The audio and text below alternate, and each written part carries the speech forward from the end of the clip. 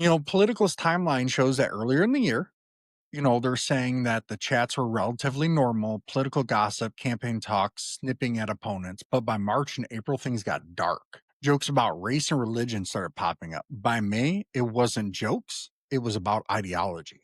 Here's some examples, right? New York's Peter wrote, "Everyone that votes no is going in the gas chamber." Another participant, Joe Malagino, responded, "Can we fix the showers? Gas chambers don't fit the Hitler aesthetic." That's not edgy humor. That's open admiration for genocide. And this show has spoken out about genocide significantly, especially, look what's happening in Gaza. This is not something we should be laughing about. In Kansas, William Hendricks, the vice chair of the Young Republicans, reportedly used the N word and posted racial tropes about fried chicken, watermelon, and Kool Aid. Like, what are you thinking? Like, who raised you? Alex Dwyer, the state chair, dropped a white supremacist code 1488, combining the 14 words and Hail Hitler.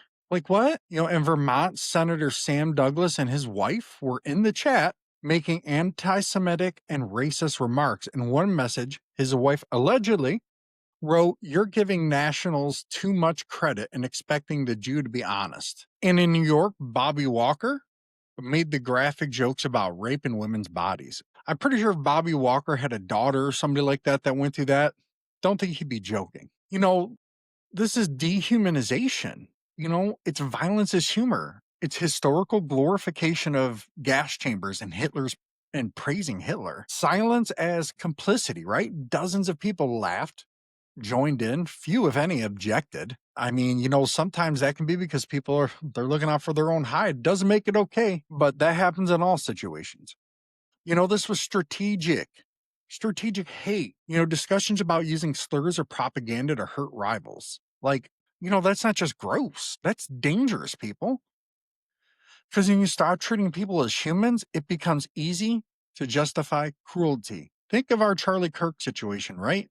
We talk about people on the left saying Hitler, Hitler, Hitler, Hitler. Well, then you got things like this coming out, and now all that's going to happen is it's going to fuel more. It's going to fuel more because people are saying things like this behind the scenes. We have to be better. People in the conservative movement need to hold each other accountable and not okay or downplay this. If this is how you think, you have no place in it based on what a lot of our prominent people now say in this movement, right?